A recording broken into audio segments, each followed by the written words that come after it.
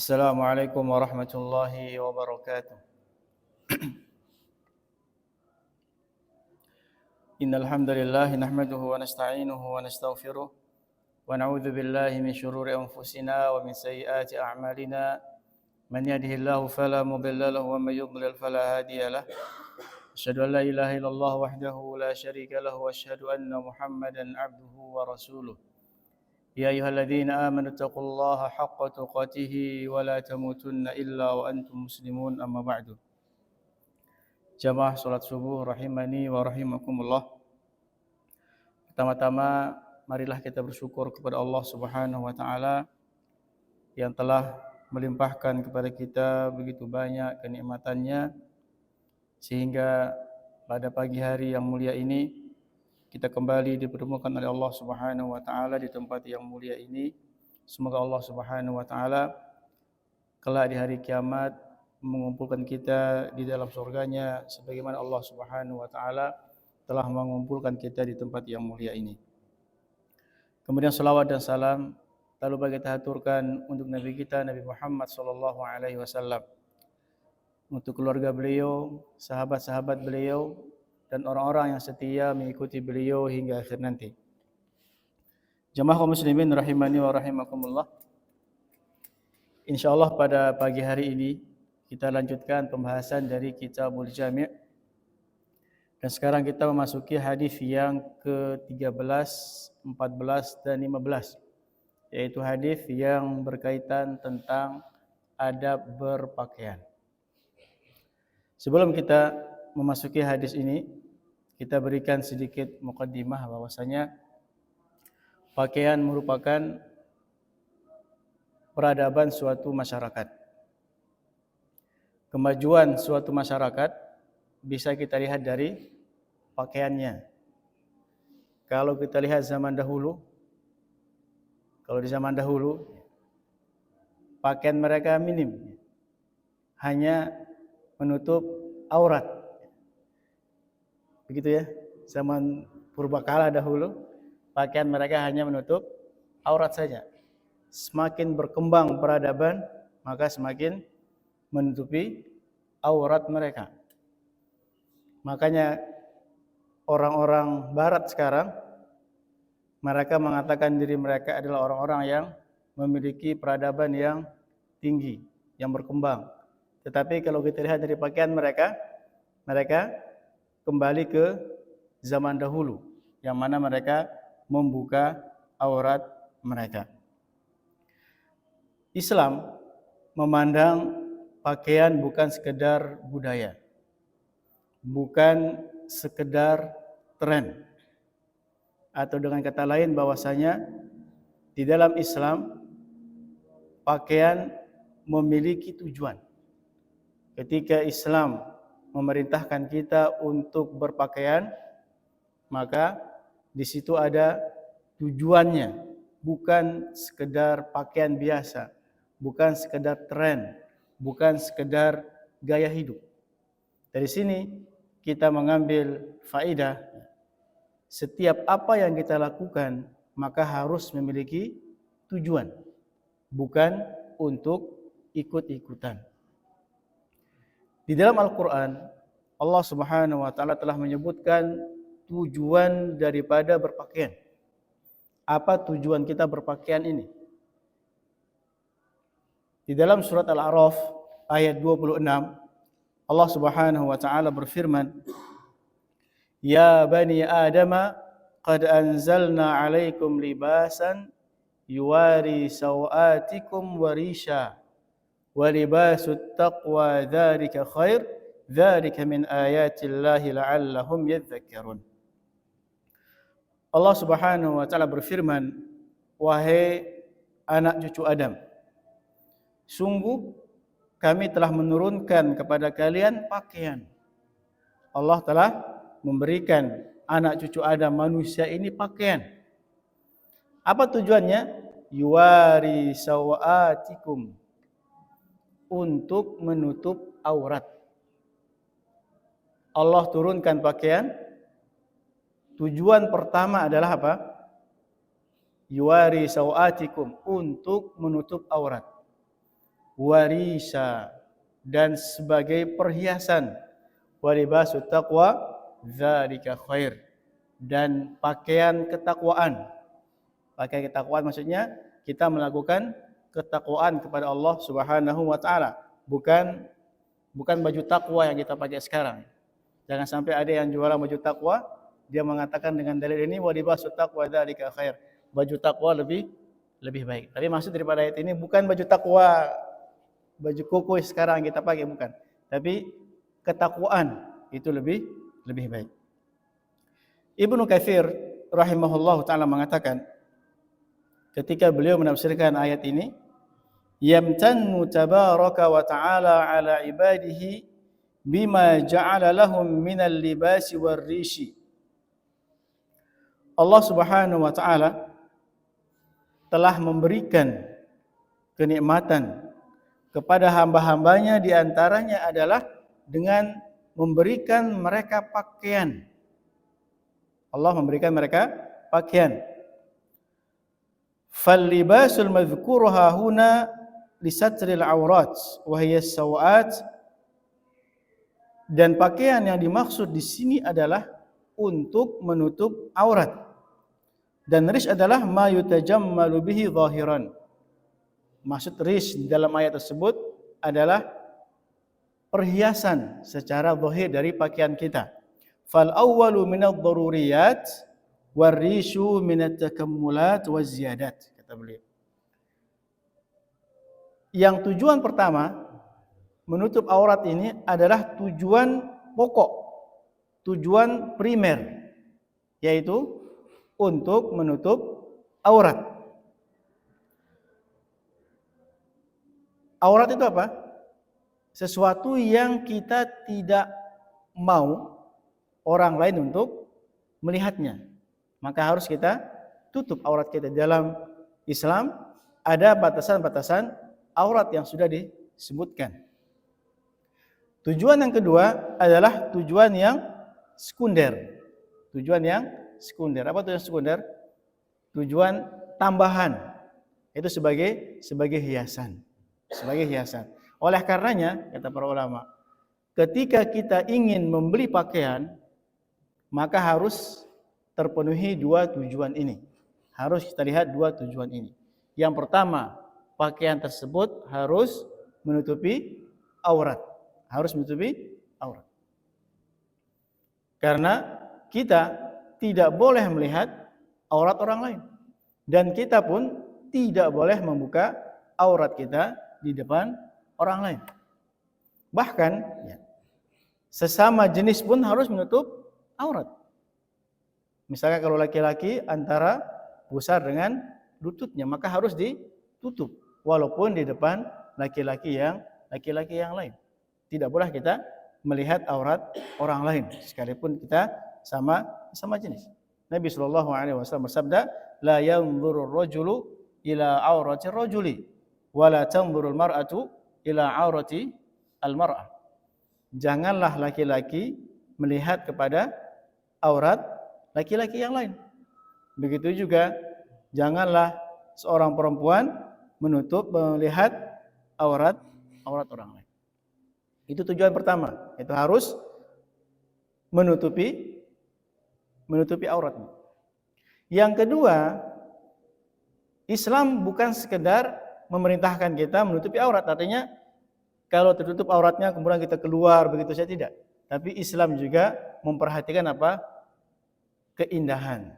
Islam juga memperhatikan keindahan. Maka dikatakan Islam memperhatikan etikanya, menutup auratnya, dan estetikanya, yaitu keindahannya.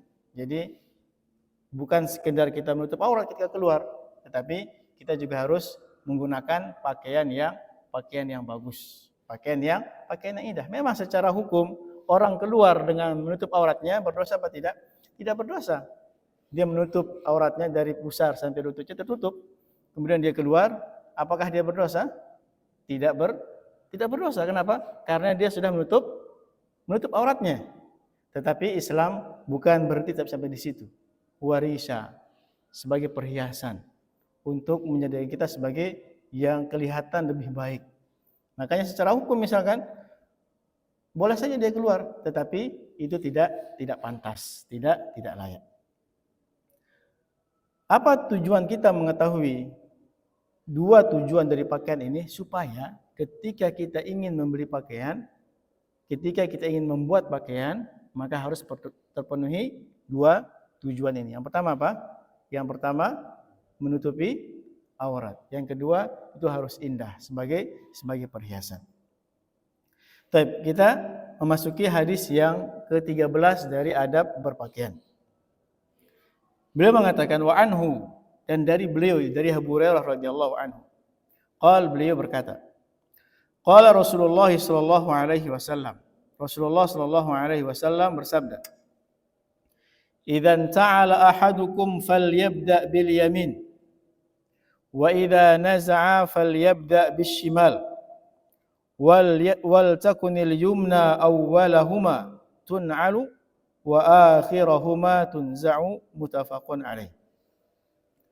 Dari Abu Hurairah radhiyallahu anhu, beliau berkata, Rasulullah sallallahu alaihi wasallam bersabda, apabila salah seorang di antara kalian mengenakan sendal, ini bagian dari sendal, bagian dari pakaian. Pakaian itu bukan sekedar yang kita baju, celana, tapi termasuk sendal, termasuk jam, termasuk peci, itu termasuk pakaian dalam pembahasan kita.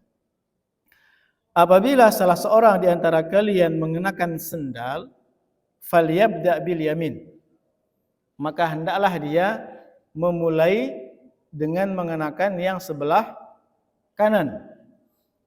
Wa idza naza'a falyabda' bis shimal. Apabila dia melepasnya, maka hendaklah dia mulai dari kaki kiri. Wal takun al-yumna awwalahuma tun'al.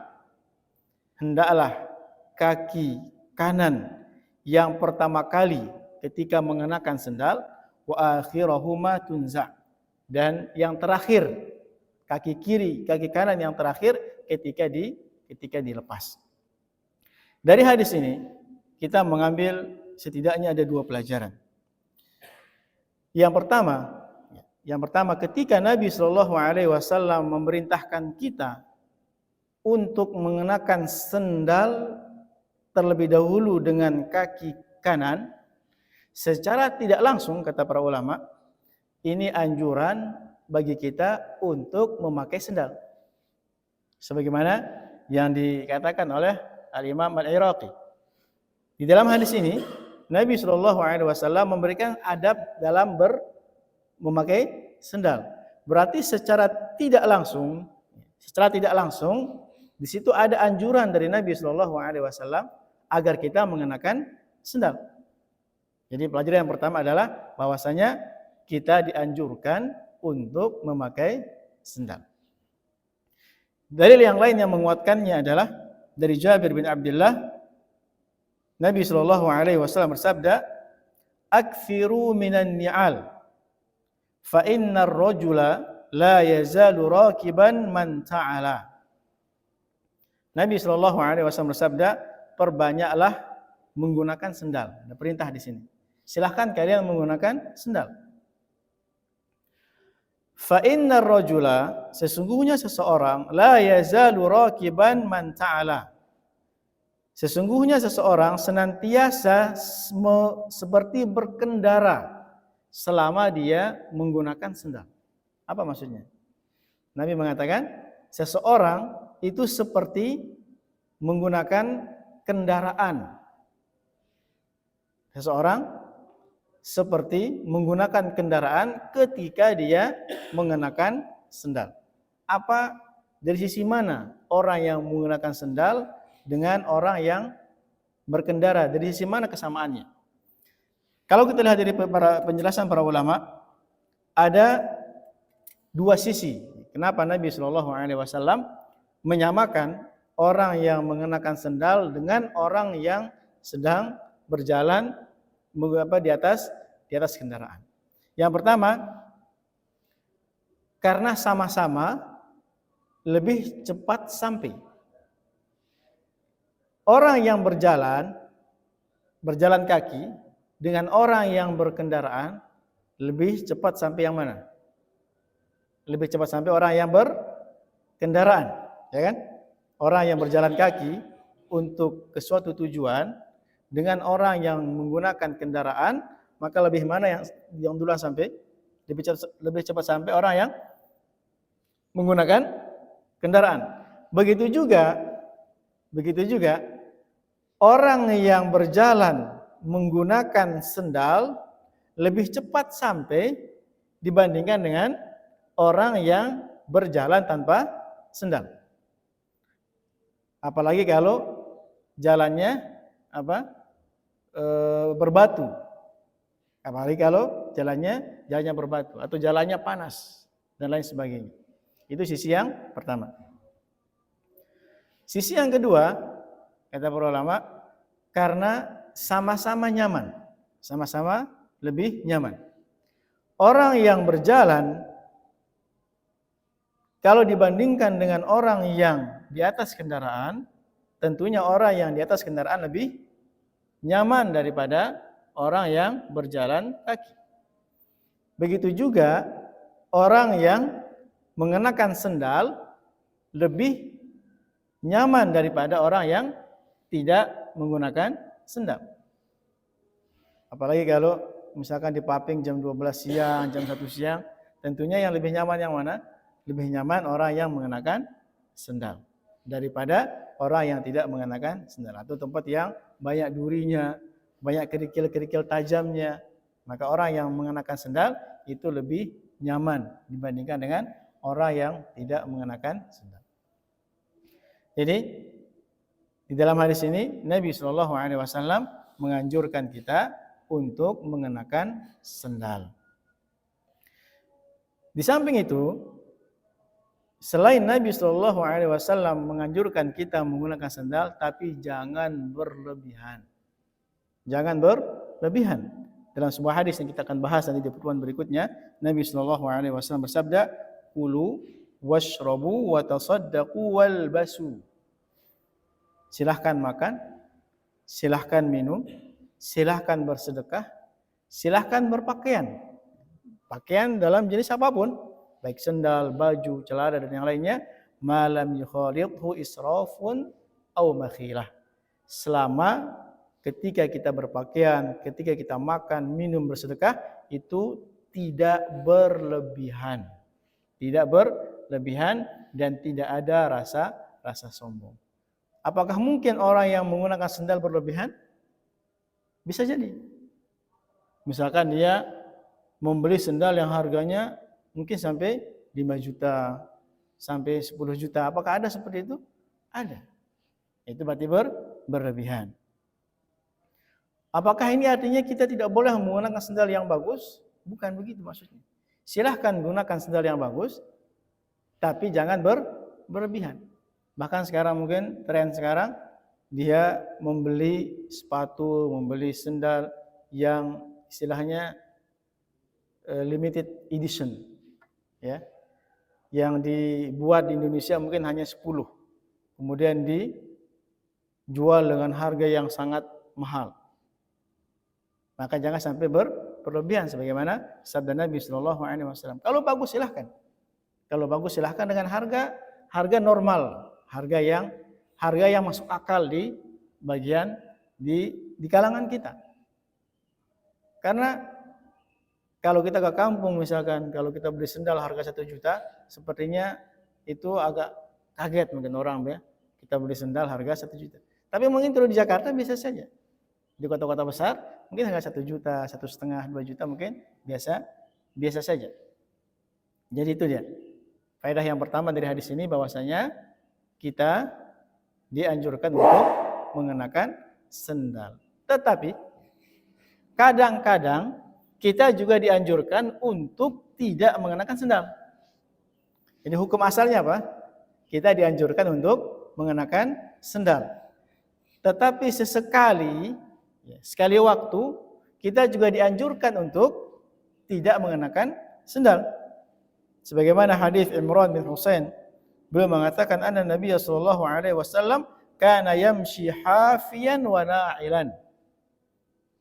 Bahwasanya Nabi sallallahu alaihi wasallam kadang beliau berjalan dengan mengenakan sendal, kadang juga tidak mengenakan sendal. Jadi sesekali mungkin pas jalan-jalan sudah kita lepas sendal. Itu faedah yang pertama. Faedah yang kedua dari hadis ini, ada adab dalam mengenakan sendal di situ. Apa adabnya? Yaitu perintah untuk mendahulukan kaki kanan. Kita mendahulukan kaki kanan.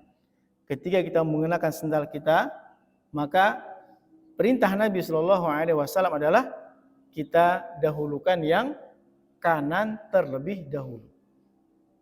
Apa hukumnya? Ijma ulama hukumnya adalah sunnah. Kita ketika memakai sendal dengan mendahulukan yang kanan, hukumnya sunnah. Tetapi itu adalah sunnah Nabi Shallallahu Alaihi Wasallam. Karena ketika kita mengamalkan sunnah Nabi Shallallahu Alaihi Wasallam, itu banyak manfaatnya. Di antaranya apa? Di antaranya kita mendapatkan apa? Mendapatkan pahala. Bayangkan, dalam satu hari berapa kali kita mengenakan sendal? Kira-kira berapa kali? Pernah nggak jamaah menghitung? Sekarang hari ini sudah sekali kan, pergi ke masjid. Kemudian pas pulang 2 kali. Kemudian mungkin di kamar mandinya ada sendal sendiri ya kan, pakai sendal lagi. Pas keluar pakai sendal lagi. Kemudian jalan-jalan pakai sepatu. Kemudian kerja, nanti di zuhur dibuka, kemudian dipasang lagi, asar dibuka, dipasang lagi. Pas pulang dan seterusnya. Berarti sehari itu sangat sering sekali kita mengenakan sendal. Kalau kita setiap mengenakan sendal, kemudian kita mendahulukan yang kanan sebagaimana anjuran Nabi Shallallahu Alaihi Wasallam, maka setiap kita mengenakan sendal kita mendapatkan pahala karena kita mengikuti petunjuk Rasulullah Shallallahu Alaihi Wasallam. Bahkan secara umum, ya, mendahulukan yang kanan itu bagus. Sebagaimana hadis Aisyah radhiyallahu anha, beliau mengatakan anna Rasulullah Shallallahu Alaihi Wasallam kana yuhibbu tayammuna mastata'. Bahwasanya Nabi Shallallahu Alaihi Wasallam suka mendahulukan yang kanan semampu beliau. Fi tuhurihi, ketika beliau bersuci, ketika beliau berwudu, mana lebih dahulu? Kanan terlebih dahulu. Wa tana'ulihi, ketika beliau mengenakan sendal. Wa tarajjulihi, dan ketika beliau menyisir. Jadi ketika beliau menyisir rambut beliau, maka beliau lebih mendahulukan yang sisi kanan. Nah itu. Jadi faedahnya adalah kita mendapatkan pahala yang banyak. Kalau kita mengenakan sendal dan niatnya untuk mengikuti sunnah Nabi Shallallahu Alaihi Wasallam. Yang kedua juga faedahnya adalah kita mendapatkan keberkahan dalam mengikuti sunnah Nabi Shallallahu Alaihi Wasallam. Mungkin bisa jadi sendal kita lebih awet karena kita ingin mengikuti sunnah Nabi Shallallahu Alaihi Wasallam, sebagaimana kata Imam Ibnu Abdul Bar rahimahullah, al barakatu wal khairu kulluhu fi ittiba'i adabi Rasulillah Shallallahu Alaihi Wasallam wa imtithali amrih. Keberkahan dan kebaikan semuanya itu ada pada mengikuti adab Rasulullah Shallallahu Alaihi Wasallam dan melaksanakan perintah Rasulullah Shallallahu Alaihi Wasallam. Ini dia hadis yang pertama. Hadis yang pertama yang kita ambil adalah tentang adab dalam mengenakan sendal, yaitu kita terlebih dahulu mengenakan yang sebelah kanan. Ini dia yang pertama. Hadis yang berikutnya adalah hadis yang ke-14 tentang adab niki. Nabi sallallahu alaihi wasallam bersabda, wa an Abi Hurairah radhiyallahu anhu qala, beliau berkata, qala Rasulullah sallallahu alaihi wasallam, Rasulullah sallallahu alaihi wasallam bersabda, la yamshi ahadukum fi na'lin wahidatin wal yun'ilhuma jami'an aw liyakhla'huma jami'an, muttafaqun alaih. Rasulullah sallallahu alaihi wasallam bersabda, janganlah salah seorang di antara kalian mengenakan sendal hanya sebelah. Janganlah salah seorang di antara kalian mengenakan sendal hanya sebelah, hanya kanan saja misalkan, hanya kiri saja. Apakah ada orang seperti itu? Ada apa tidak? Bisa jadi ada. Misalkan ketika di masjid, datang ke masjid berjamaah, pas dia mau pulang, ternyata satu sendalnya putus. Sebagian orang sebagian orang ingin memperbaikinya di rumah. Akhirnya satunya dipegang, satunya dipakai. Kata Nabi SAW, la yamshi ahadukum fi na'lin wahidatin. Janganlah salah seorang di antara kalian mengenakan satu sendal saja. Wal yun'ilhuma jami'an. Hendaklah dia pakai dua-duanya, aw liyakhla'huma jami'an, atau dia lepas dua-duanya. Hukum ini tentunya berlaku untuk orang yang memiliki kaki yang normal. Untuk orang yang memiliki kaki normal, dia memiliki dua kaki, barulah berlaku anjuran ini. Adapun kalau orang yang kakinya satu misalkan, apakah harus tidak memakai sendal? Kaki satunya mungkin. Qadar Allah, ada kecelakaan atau bagaimana, akhirnya satunya pincang. Apakah berlaku hadis ini? Tidak berlaku. Kenapa? Karena dia dalam keadaan darurat. Hanya satu kakinya, maka hendaklah dia pakaikan di situ. Adapun yang sebelahnya, karena tidak bisa memakai sendal, maka tidak perlu dia gunakan sendal. Atau ada orang yang sakit misalkan. Ada orang yang sakit. Ada orang yang kakinya bengkak, sebelah kiri bengkak misalkan, sehingga tidak bisa dia menggunakan sendal. Atau lagi diperban karena luka dan seterusnya, sehingga dia hanya bisa mengenakan satu sendal. Maka orang seperti ini ketika dalam keadaan sakit atau ketika satu kakinya, maka dia tidak berlaku kepadanya larangan Nabi Shallallahu Alaihi Wasallam. Di hadis ini ada larangan dari Nabi Shallallahu Alaihi Wasallam. La yamshi ahadukum fi na'lin wahidah. Janganlah, berarti ada larangan di situ. Di dalam Islam, larangan itu berlevel-level. Apakah setiap larangan itu haram? Tidak semua. Karena dalil yang lain, larangan itu bisa menjadi turun tingkatnya. Kalau kita lihat di sini ya, mayoritas ulama mengatakan larangan ini sifatnya adalah makruh.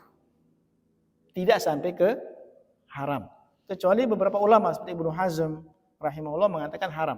Tapi jumhur ulama, mayoritas ulama berpendapat bahwasanya larangan di dalam hadis ini sifatnya adalah makruh. Terlepas dari perselisihan para ulama apakah dia makruh, apakah dia haram, maka hendaklah kita meninggalkannya. Jangan kita mengenakan satu sendal. Itulah sikap kita ketika berhadapan dengan hadis Nabi Shallallahu Alaihi Wasallam. Para ulama hanya menjelaskan ini hukumnya makruh karena ada dalil yang lain. Ini hukumnya haram karena ada dalil yang lain. Mereka ingin menjelaskan kedudukan hukumnya para ulama. Tetapi kita, sikap kita sebagai muslim, setiap ada larangan dari Nabi Shallallahu Alaihi Wasallam, baik itu hukumnya makruh, apalagi hukumnya haram, maka hendaklah kita tinggalkan. Kalau ada perintah dari Nabi Shallallahu Alaihi Wasallam, entah perintah itu hukumnya sunnah atau hukumnya wajib, maka hendaklah kita kerjakan. Wa ma atakumur rasulu fakhudhuh wa ma nahakum anhu fantahu. Apa yang diperintahkan oleh Rasulullah sallallahu alaihi wasallam maka kerjakan. Terlepas dari hukumnya sunnah, terlepas dari hukumnya wajib, kerjakan. Itu dari Nabi sallallahu alaihi wasallam. Wa ma nahakum anhu fantahu. Dan apa yang dilarang oleh Nabi sallallahu alaihi wasallam maka tinggalkan. Entah dia hukumnya makruh atau hukumnya sunnah. Jadi kalau kita kembali ke pembahasan tentang sendal, memakai satu sendal ini, di hadis yang lain Nabi SAW perintahkan. Di dalam sebuah hadis ya, dari Abu Hurairah radhiyallahu anhu beliau mengatakan, "Ala wa inni asyhadu la sami'tu Rasulullah sallallahu alaihi wasallam yaqul." Ketahuilah, aku bersaksi bahwasanya aku pernah mendengar hadis dari Nabi sallallahu alaihi wasallam yang mana beliau bersabda, "Idza qata'a shis'a ahadikum fala yamshi fil ukhra hatta yuslihaha." Rawahu Muslim. Apabila salah satu sendal kalian putus, maka janganlah dia berjalan menggunakan yang satunya. Kita punya dua sendal, salah satunya putus, maka jangan kita berjalan menggunakan yang sebelahnya. Hatta yusliha, sampai dia memperbaiki yang putus tersebut. Sampai dia memperbaiki yang putus tersebut. Hadis riwayat Imam Muslim. Kalau dia tidak bisa memperbaikinya, maka silahkan dilepas dua-duanya. Apa hikmah dari adab ini? Apa hikmah kenapa Nabi SAW memerintahkan kita untuk melarang kita dari menggunakan satu sendal? Imma kita lepas dua-duanya atau kita pakai dua-duanya. Apa hikmahnya? Para ulama menyebutkan beberapa hikmah. Yang pertama, ketika kita mengenakan hanya satu sendal saja, maka ini tidak sejalan dengan tujuan mengenakan sendal. Tidak sejalan dengan tujuan daripada mengenakan sendal. Karena tujuan mengenakan sendal adalah untuk melindungi kaki. Untuk melindungi kaki. Kalau satu saja dia pakai sendalnya, berarti yang sebelahnya tidak akan terlindungi. Itu hikmah yang pertama. Hikmah yang kedua adalah supaya kita berlaku adil kepada anggota tubuh kita. Kalau satu mengenakan sendal, maka satunya juga harus mengenakan sendal. Kalau satunya tidak mengenakan sendal, maka yang satunya juga harus tidak mengenakan sendal. Sebagai bentuk keadilan kita kepada anggota tubuh kita. Itu kata para ulama. Jangankan kepada anggota tubuh kita, kepada musuh kita saja kita diperintahkan untuk berlaku adil. Sebagaimana firman Allah Subhanahu wa taala, "Wala yajrimannakum syana'anu qaumin 'ala alla ta'dilu. I'dilu huwa aqrabu littaqwa." Jangan sampai kebencian kalian kepada suatu kaum menjadikan kalian tidak berlaku adil. Maka berlaku adillah. Sesungguhnya adil itu lebih dekat dengan ketakwaan.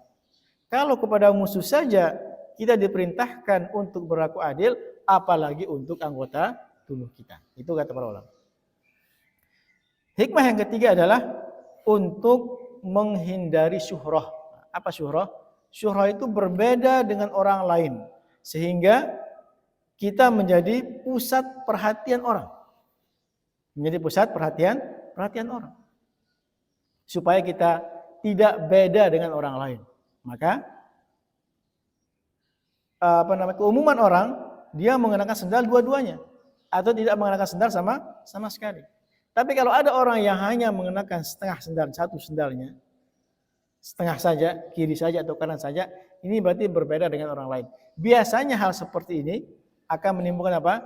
Menimbulkan menarik perhatian orang lain. Untuk menghindari itu maka Nabi memberikan kita solusi, lepas dua-duanya atau pakai dua-duanya.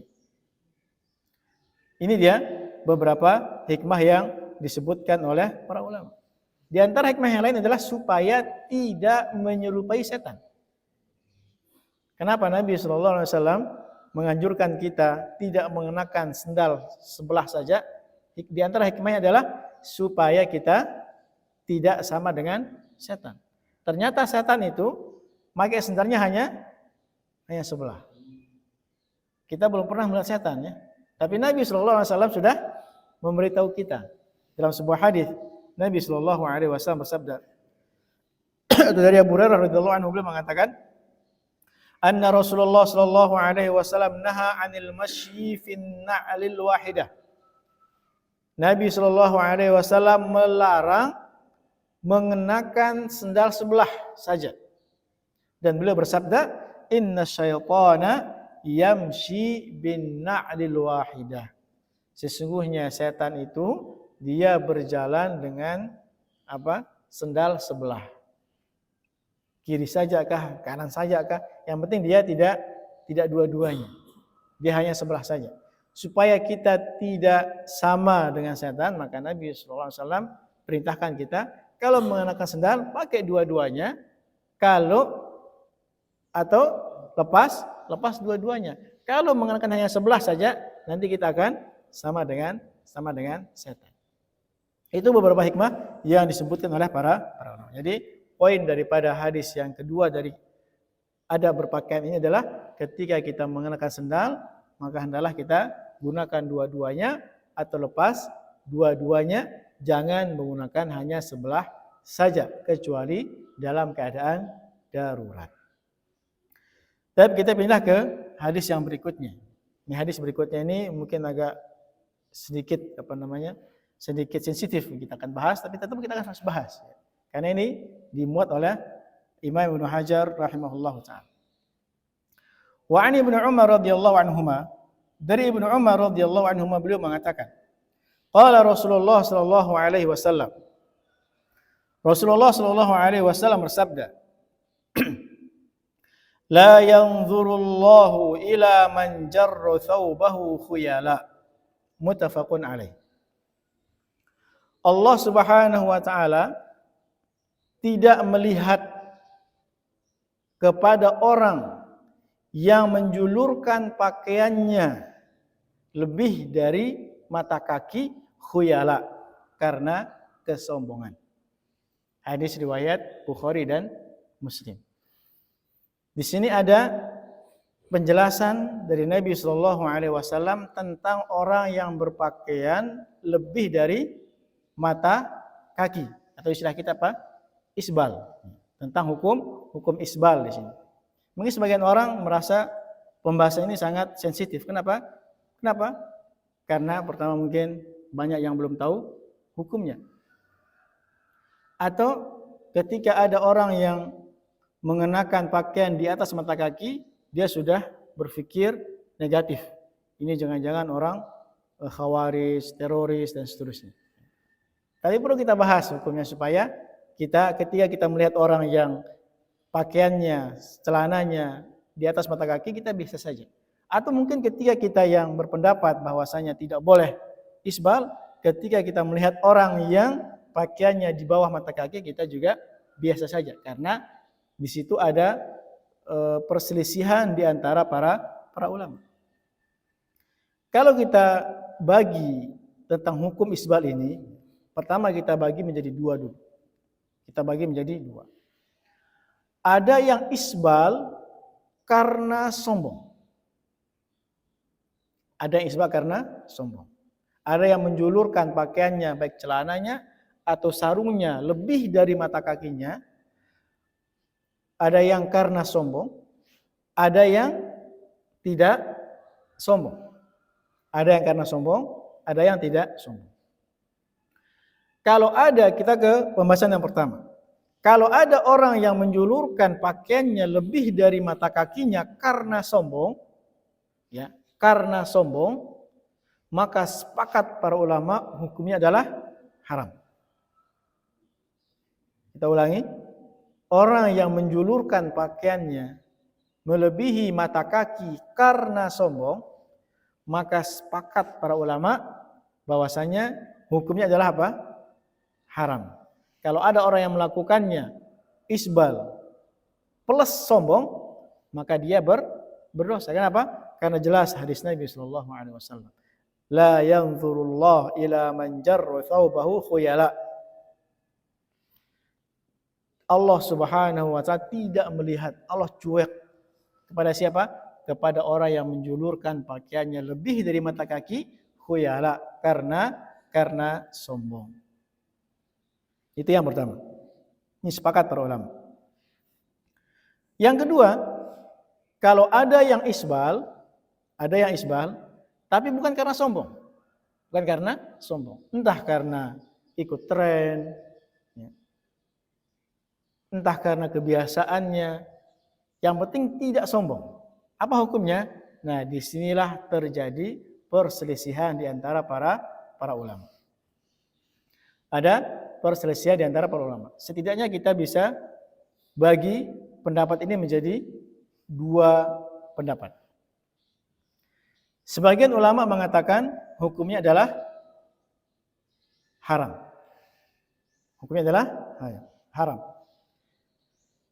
Mayoritas ulama, kebanyakan para ulama berpendapat hukumnya adalah apa? Makruh. Berarti ada dua pendapat di sini. Ada yang mengatakan haram, ada yang mengatakan makruh. Kita lihat di sini beberapa pendapat ulama.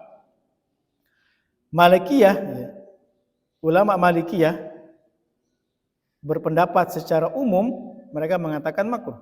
Tapi sebagian dari ulama mereka seperti Ibnul Arabi itu mengatakan hukumnya adalah haram. Ulama Syafi'iyah, mayoritas ulama Syafi'iyah berpendapat isbal ini hukumnya apa? Hukumnya makruh. Termasuk Imam Syafi'i, termasuk Imam Nawawi. Di sini Imam Syafi'i pernah mengatakan la yajuzu sadlu fi sholati wala fi ghairiha lil khuyala. Tidak boleh isbal baik dalam salat ataupun di luar salat khuyala karena sombong. Sombong sepakat tidak boleh. Fa amma sadlu li ghairil khuyala fi sholati fa huwa khafifun. Adapun kata Imam Syafi'i, adapun isbal bukan karena kesombongan di dalam sholat ini lebih ringan dibandingkan kalau dia isbal dalam sholat karena sombong. An-Nawawi rahimahullah mengatakan la yajuzu isbaluhu tahtal ka'bain in kana lil khuyala.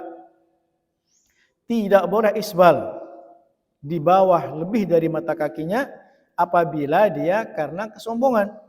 Fa in kana li ghairiha fa huwa makruhun. Adapun kalau dia isbal bukan karena sombong fa huwa makruhun. Kata Imam Nawawi, maka hukumnya adalah makruh.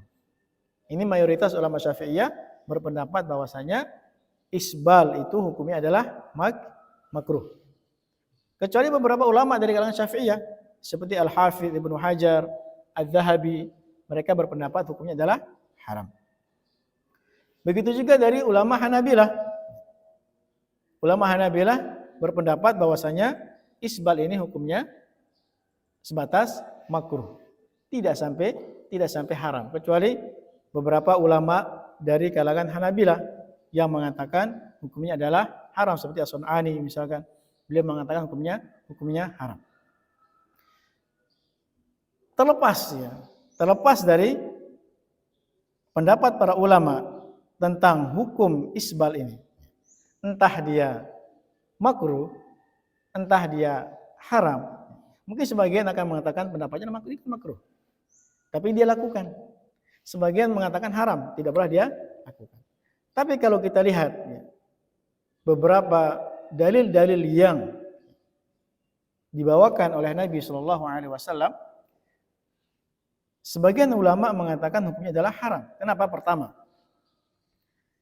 sebagian dalil tidak menyebutkan tentang kesombongan. Sebagian dalil tentang isbal ini digandengkan dengan rasa sombong. Sebagian tidak digandengkan dengan rasa sombong. Sehingga ulama yang mengharamkannya itu membaginya menjadi dua. Kalau karena sombong, ini lebih berat. Haram tapi lebih berat. Yang kedua, dia haram tapi lebih ringan. Terlepas dari perselisihan para ulama tentang hukum isbal ini, tapi kita sepakati bahwasanya itu adalah larangan dari Nabi sallallahu alaihi wasallam. Larangan dari Nabi sallallahu alaihi wasallam, terlepas hukumnya makruh atau hukumnya haram. Maka sikap kita sebagai seorang muslim ketika Nabi sallallahu alaihi wasallam melarang, maka kita apa sikap kita? Kita tinggalkan. Kita tinggalkan. Terlepas dari hukumnya makruh atau apa? Hukumnya haram. Kalau haram harus wajib ditinggalkan karena konsekuensinya akan ke dosa. Konsekuensinya adalah dosa. Tapi kalau makruh tetap kita tinggalkan, sekalipun kalau kita mengerjakannya tidak sampai jatuh kepada dosa. Tapi sikap seorang muslim ketika mendapatkan larangan, menemukan larangan dari Nabi Shallallahu Alaihi Wasallam, maka adalah dia tinggalkan. Apalagi sebagian ulama mengatakan kalau hukum isbal ini adalah hukumnya haram. Sebagian ulama berpendapat adalah haram. Maka lebih hati-hati, lebih selamat, mana lebih selamat? Kita isbal atau tidak isbal? Mana lebih semangat? Lebih selamat. Tentunya lebih selamat adalah kita tidak isbal. Karena kalau kita isbal, bisa jadi hukum sebenarnya adalah haram. Ini misalnya kita mengambil pendapat hukumnya makruh, akhirnya kita isbal. Ternyata yang sebenar, yang hak adalah hukumnya haram. Maka kita di situ tidak selamat. Tetapi kalau kita tidak isbal, mau hukumnya makruh, mau hukumnya haram, kita akan selamat dari dosa tersebut. Itu solusinya ketika ada perselisihan di antara para ulama. Sebagian mengatakan makruh, sebagian mengatakan haram, maka solusinya adalah kita tinggalkan.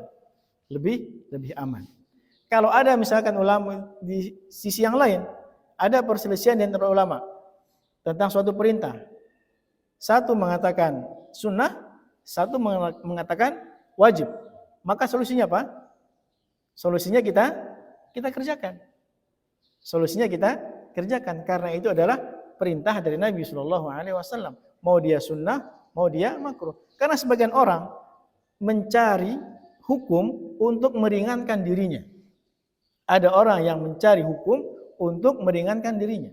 Misalkan ada perintah dari Nabi Shallallahu Alaihi Wasallam, dia cari perintah, dia cari hukumnya, sampailah ketemu di hukumnya sunnah. Ini kan sunnah, berarti dia tidak kerjakan. Makanya para ulama mengatakan ulama dahulu ketika mereka mengatakan sunnah untuk mereka kerjakan. Kalau orang sekarang mencari hukumnya sunnah untuk dia tinggalkan, supaya ada celah bisa meninggalkan amalan tersebut. Begitu juga tentang makruh dan haram ini. Ada orang mencari hukumnya, mutar-mutar, ketemulah dia pendapat ulama mengatakan hukumnya makruh. Akhirnya dia kerjakan.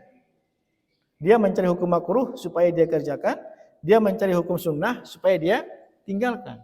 Sedangkan seorang mukmin, seorang muslim yang mengakui Nabi Muhammad SAW sebagai Rasulullah, maka ketika ada perintah dari Nabi SAW, terlepas dia sunnah atau dia wajib, maka dia kerjakan. Kalau ada larangan dari Nabi SAW, terlepas dia makruh atau dia haram, maka dia tinggalkan. Dia kembali kepada firman Allah Subhanahu wa taala, "Wa ma atakumur rasulu fakhudhuhu." Apa yang dibawa oleh Nabi sallallahu alaihi wasallam maka ambillah. Apa yang diperintahkan oleh Nabi sallallahu alaihi wasallam maka kerjakan. Wa ma nahakum anhu fantahu. Apa yang dilarang oleh Nabi sallallahu alaihi wasallam maka tinggalkan. Para sahabat dahulu mereka tidak pernah memilih apakah ini perintah Nabi hukumnya sunnah kemudian mereka akan bisa tinggalkan, atau ketika ini larangan Nabi sallallahu alaihi wasallam hukumnya makruh kemudian mereka tinggalkan, mereka kerjakan, tidak. Ada perintah, kerjakan. Ada larangan, tinggalkan. Itu simple ya. Para sahabat itu simple. Ada perintah, dikerjakan. Ada larangan, ditinggalkan. Mau dia larangan tersebut makruh, mau dia haram, tetap ditinggalkan. Kalau ada perintah, dikerjakan. Mau dia sunnah, mau dia wajib. Bahkan kebiasaan Nabi pun yang itu tidak ada hukum halal, tidak ada hukum sunnah dan wajibnya, mereka tetap ingin mencontoh Nabi sallallahu alaihi wasallam. Misalkan Nabi suka untuk makan suatu sayuran. Kalau labu kalau tidak salah, Nabi senang makan labu. Para sahabat melihat Nabi sallallahu alaihi wasallam senang makan sebuah sayuran. Apakah di sini ada perintah dari Nabi? Tidak ada perintah dari Nabi sallallahu alaihi wasallam. Tapi karena para sahabat begitu kuat ingin mengikuti sunnah Nabi sallallahu alaihi wasallam, maka mereka mengikuti sunnah Nabi sallallahu alaihi wasallam. Mereka suka dengan apa yang beliau sukai. Padahal itu kebutuhan biasa saja. Sama seperti kita kadang-kadang ketika kita ngefans sama artis misalkan, ngefans sama pemain bola misalkan, ketika dia suka sesuatu, kita berusaha untuk suka. Ketika dia punya hobi tertentu, kita berusaha memiliki hobi yang sama. Kenapa? Karena kita ngefans dengan dia. Ngefans dengan artis, suka dengan pemain bola dan seterusnya. Maka yang pertama kali untuk kita ngefans adalah kepada siapa? Kepada Nabi Muhammad SAW. Ketika beliau perintahkan, kita kerjakan. Beliau punya suka dengan sesuatu, kita secara hukum tidak mengapa kita tinggalkan misalkan. Tapi ketika kita saking cintanya kita kepada Nabi SAW, apapun yang beliau perintahkan kita kerjakan, berusaha untuk mengerjakannya. Apapun yang beliau larang, kita berusaha semaksimal mungkin untuk kita tinggalkan. Itulah sikap kita ketika kita menemukan perbedaan di antara para ulama. Contohnya seperti pembahasan kita sekarang tentang masalah isbal ini. Sebagian orang mengatakan yang parah itu orang yang mengerjakan sunnah Nabi SAW dicibir, dihinakan oleh sebagian kaum muslimin. Misalkan ada orang mengamalkan sunnah Nabi, tidak isbal misalkan. Dia mengatakan ini ciri-ciri teroris misalnya. Oh ini ada kebanjiran sehingga dia mengangkat sarungnya atau celananya di atas mata kaki. Dia mencibir, dia mengolok-olok. Padahal dia orang tersebut sedang mengamalkan sunnah Nabi SAW supaya mengangkat pakaiannya di atas mata kaki. Atau mungkin sebaliknya orang yang yang dia mengambil pendapat hukumnya adalah haram isbal, ketika dia melihat ada orang yang pakaiannya di bawah mata kaki, langsung tidak ditegur sapa misalkan. Kalau dia salam tidak dia salam. Itu juga sikap yang kurang tepat. Kalau misalkan dia melihat orang yang isbal, sudah. Kalau dia mau diskusi silakan diskusi. Tapi jangan sampai gara-gara itu dia tidak tegur sapa dengan saudaranya. Karena ini bukan masalah hitam putih dalam agama, tapi ini masih ada perselisihan di antara para ulama. Sekarang tinggal sikap kita pribadi ini. Ketika ada perintah dari Nabi, kita kerjakan. Ketika ada larangan dari Nabi, maka kita tinggalkan. Itu dia 3 hadis yang dapat kita bahas pada pagi hari ini. Maka dengan itu selesailah Kitabul Adab dari Kitabul Jami', menyisakan satu hadis sebelum kita masuk ke bab yang berikutnya. Mungkin demikian yang dapat kita sampaikan pada pagi hari ini, mudah-mudahan bermanfaat. Mungkin ada yang perlu kita diskusikan sebelum kita akhiri.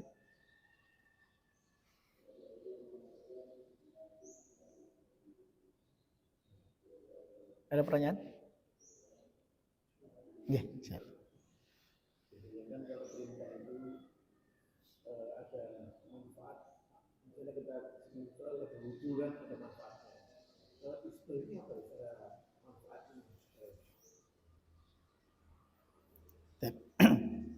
Apa manfaat isbal? Isbal itu tidak ada manfaatnya. Yang ada manfaatnya itu adalah yang tidak isbal. Karena yang dianjurkan itu adalah tidak isbal. Apa manfaatnya? Kita jelaskan di sini. Dalam sebuah hadis di antara hikmah kenapa Nabi SAW menganjurkan kita mengangkat mata kaki. Pertama, sebelum kita sebut hikmahnya, sikap kita ketika ada perintah dari Nabi, maka hikmah pertama adalah apa? Itu adalah perintah dari Nabi SAW. Terkadang hikmah itu untuk menguatkan kita, Disebutkan oleh Nabi SAW ketika beliau pernah memerintahkan salah seorang sahabat untuk menaikkan pakaiannya di atas mata kaki. Nabi SAW bersabda, irfa' thawbak, angkat pakaianmu di atas mata kaki. Kenapa? Fa'innahu atqa li rabbik, fa'innahu anqa li thawbik, karena itu lebih bersih bagi pakaianmu. Wa atqa li rabbik, dan lebih dekat kepada ketakwaan kepada Allah Subhanahu wa taala. Itu yang disebutkan oleh Nabi sallallahu alaihi wasallam. Anqa li thawbik, lebih bersih untuk pakaian kita. Terkadang kalau orang-orang yang biasa, kalau kita lihat yang tidak isbal itu biasanya lebih cepat kotor pakaiannya, yang bawahnya, daripada yang tidak isbal. Apalagi kalau orang anak-anak muda ini kan, anak-anak muda isbal pakai lepis, pakai jeans, biasanya bawahnya sampai apa? Sampai tipis bawahnya itu, karena tetap diinjak ya kan, tetap diinjak dan biasanya lebih kotor. Itu hikmah yang disebutkan oleh Nabi SAW ketika Nabi pernah melihat sahabatnya isbal, kemudian Nabi tegur. Nabi mengatakan, irfa' thawbak, angkat pakaianmu, fa innahu anqa li thawbik, karena itu lebih bersih untuk pakaianmu, wa atqa li rabbik, dan lebih mendekatkan ketakwaan kepada Rabb. Itu yang disebutkan oleh Nabi sallallahu alaihi wasallam. Nabi sallallahu alaihi wasallam ketika melihat sahabat yang isbal, beliau tegur. Ya, beliau tegur. Ini salah satu dalil yang digunakan oleh para ulama yang mengatakan kalau isbal itu adalah hukumnya haram. Setiap Nabi melihat ada sahabat yang isbal, Nabi langsung tegur. Nabi tidak bertanya dulu, kamu isbalnya sombong apa bukan? Kalau sombong ya enggak apa-apa, kalau enggak sombong ya enggak apa-apa, kalau sombong naikkan. Nabi tidak pernah bertanya. Sudah, ketika ada Nabi melihat ada sahabat yang isbal, dan Nabi tegur. Bahkan Umar kalau tidak salah ketika beliau akan meninggal ya, kemudian beliau melihat ada sahabat yang menjenguk beliau isbal, beliau tegur untuk mengangkat pakaiannya. Dalam sebuah hadis juga ya, ketika Abu Bakar radhiyallahu anhu mendengar Nabi SAW bersabda, man jarra thawbahu khuyala lam yanzurillahu ilaihi yaumil qiyamah. Barang siapa yang memanjangkan pakaiannya lebih dari mata kaki karena sombong, maka Allah Subhanahu wa taala tidak akan melihatnya kelak pada hari kiamat. Maka Abu Bakar bertanya, ya Rasulullah, inna ahada shiqqai izari yastarhi illa ana ta'ahada dzalika minhu. Ketika Abu Bakar mendengar ada larangan dari Nabi sallallahu alaihi wasallam tentang isbal ini, maka beliau usul kepada Nabi, wahai Rasulullah, terkadang ya, saya isbal bukan karena sengaja, kata beliau, bukan karena sengaja, tapi karena memang saya kurus. Karena kalau berjalan tiba-tiba melorot gitu. Tapi tetap ketika dia melorot saya naikkan. Kata beliau nih, Abu Bakar radhiyallahu anhu. Maka Nabi mengatakan, lasta mimman yasna'u khiyara. Engkau itu isbal bukan karena sombong. Tapi Abu Bakar itu, kata para ulama, Abu Bakar itu ketika dia turun pakaiannya, dia naikkan. Ketika dia turun, tetap dinaikkan lagi sama beliau.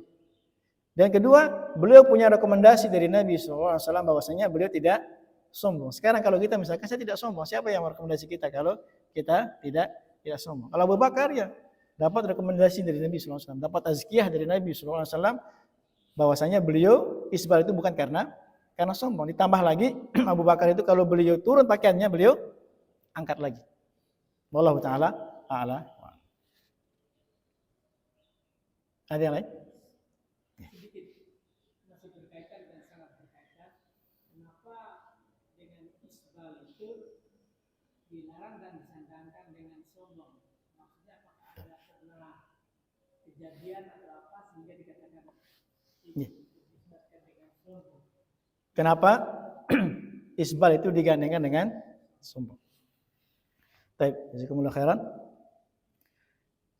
Pakaian itu terkadang itu menimbulkan kesombongan.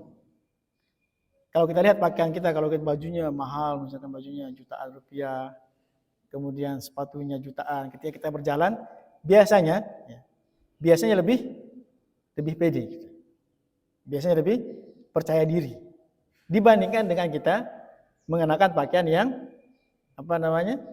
yang mungkin hanya 100.000, 200.000. Tapi kalau pakaiannya harga 1 juta, harganya 5 juta misalkan, pasti ada sedikit kebanggaan di situ. Ada lebih percaya diri. Yang itu bisa jadi menimbulkan apa? Menimbulkan kesombongan. Bisa jadi. Begitu juga bisa jadi di zaman Nabi SAW orang yang berpakaian seperti itu, mayoritas mereka adalah orang-orang yang sombong. Di hadis yang lain Nabi SAW bahkan menyebutkan, fa inna isbalal izar minal khuyala. Nabi sendiri mengatakan, sesungguhnya isbal itu sendiri itu bagian dari kesombongan. Fa inna isbalal izari minal makhilah. Di satu hadis Nabi mengatakan sesungguhnya isbal itu sendiri itu sudah bagian dari kesombongan. Ini salah satu dalil para ulama yang mengatakan hukumnya haram. Isbal itu sendiri itu sudah sombong. Apalagi kalau dia disertai dengan rasa kesombongan dalam hatinya. Ya. Itu kenapa digandengkan antara pakaian isbal tentang kesombongan. Bisa jadi sebagian orang ketika dia isbal dia ada rasa sombong dalam hatinya. Ada ada faktor yang menjadikan dia sombong. Ketika ditambah sombong maka menjadi haram. Tapi di satu sisi ada Nabi SAW mengatakan fa inna isbal al-izari minal makhilah. Isbal itu bagian dari kesombongan. Ini termasuk dalil yang dibawakan oleh para ulama tentang keharaman hukumnya isbal. Tapi sebagian ulama kita katakan tadi, ulama yang mengatakan hukumnya makruh, mereka punya kaidah. Setiap larangan di dalam masalah adab, setiap larangan dalam masalah adab, maka hukumnya makruh. Setiap perintah dalam masalah bab adab, hukumnya adalah sunnah. Itu kaidah para ulama. Sebagian ulama memiliki kaidah seperti itu. Setiap larangan di dalam bab adab, itu hukumnya apa? Hukumnya makruh, tidak sampai haram. Makanya bisa jadi itu dalil para ulama yang mengatakan larangan-larangan tentang isbal ini tidak sampai kepada haram. Karena mereka punya kaidahnya apa? Setiap larangan dalam masalah bab adab itu sampai ke makruh saja, tidak sampai ke haram. Tapi sebagian mengatakan tidak. Kita kembali ke hukum asal. Ada larangan, ya sudah, hukum asalnya adalah haram kecuali ada dalil yang lain yang menunjukkan dia makruh. Kalau ada perintah, hukum asalnya adalah wajib sampai ada dalil yang lain menunjukkan itu bukan wajib, dia sunnah. Wallahu taala.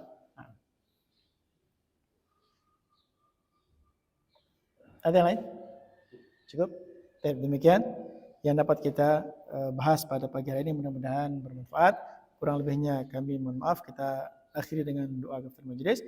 Subhanakallahumma bihamdika asyhadu an la ilaha illa anta astaghfiruka wa atubu ilaik. Wassalamualaikum warahmatullahi wabarakatuh.